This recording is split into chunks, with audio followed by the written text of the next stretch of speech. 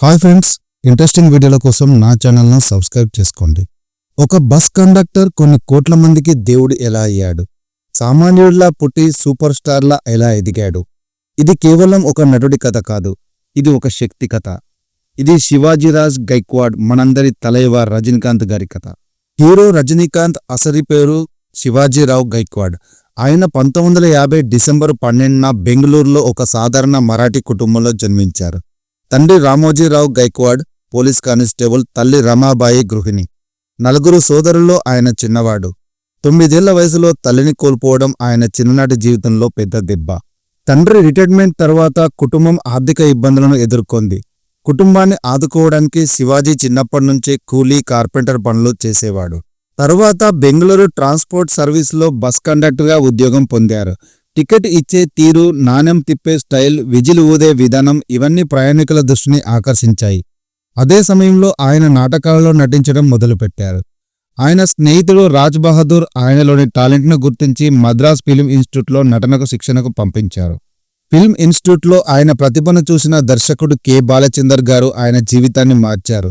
తమిళం నేర్చుకో అని సలహా ఇచ్చి ఆయనకు ఒక కొత్త పేరును పెట్టారు. ఆ పేరే రజనీకాంత్.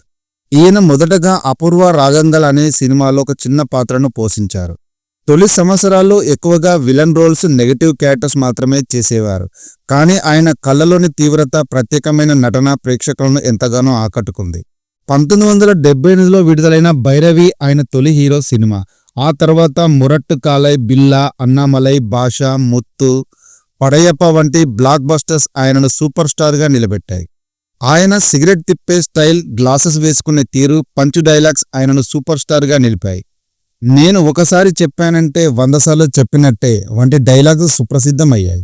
ఆయన భారతదేశపు అత్యున్నత పురస్కారాలు అయినటువంటి పద్మభూషణ్, పద్మవిభూషణ్ను పొందారు. అంతేకాకుండా ఎన్నో ఫిలింఫేర్ అవార్డులు, స్టేట్ అవార్డులు అనేకం గెలుచుకున్నారు. ఆయన సినిమాలు జపాన్ వరకు రిలీజ్ అయ్యేవంటే అతిశయోక్తి కాదు. తన కెరీర్ ప్రారంభంలో చాలామంది ఆయన లుక్ గురించి విమర్శించారు. హెల్త్ ప్రాబ్లమ్స్ వల్ల కొన్నిసార్లు సినిమాల నుంచి దూరమయ్యారు కూడా. ఈయన 1981లో లతా రంగాచారిని వివాహం చేసుకున్నారు. ఈయనకు 2 కుమార్తెలు, ఐశ్వర్య శ్రీకాంత్, సౌందర్య రజనీకాంత్. ఆధ్యాత్మికతపై లోతైన ఆసక్తి కలిగిన వ్యక్తి. తరచూ హిమాలయాలకు వెళ్లి ధ్యానం చేస్తుంటారు.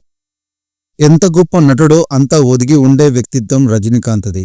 అందుకే ఆయనంటే ఓ బ్రాండ్, అభిమానులకు దేవుడు. ఒక వ్యక్తికి టాలెంట్ ఉంటే, సరైన టైంకి అదృష్టం కూడా కలిసొస్తే అతడు జీవితంలో ఏ స్థాయికి ఎదుగుతాడో చెప్పేందుకు తార్కాణం రజనీకాంత్.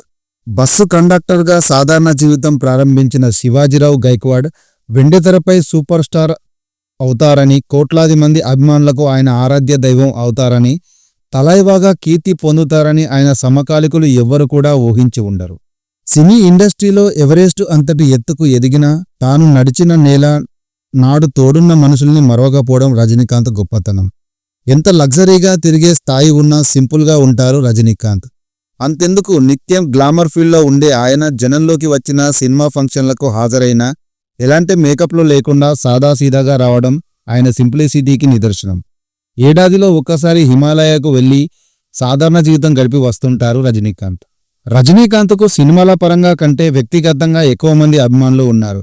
తెరపై ఆయన చెప్పే డైలాగ్స్కు ఎంతమంది అభిమానులుంటారో, స్టేజ్ మీద ఆయన చెప్పే ఇన్స్పిరేషన్ డైలాగ్స్లకు, చెప్పిన జీవన సూక్తులకు అంతమంది అభిమానులుంటారు. 170 చిత్రాలు చేసిన రజనీకాంత్ 70 ఏళ్లు దాటినా నిర్విరామంగా సినిమాలు చేస్తూనే ఉన్నారు. మధ్యలో రాజకీయాల వైపు అడుగులు వేయాలని ప్రయత్నించారు. కానీ ఆరోగ్యం సహకరించకపోవడంతో ఆ ప్రయత్నాన్ని విరమించుకున్నట్లు ప్రకటించారు.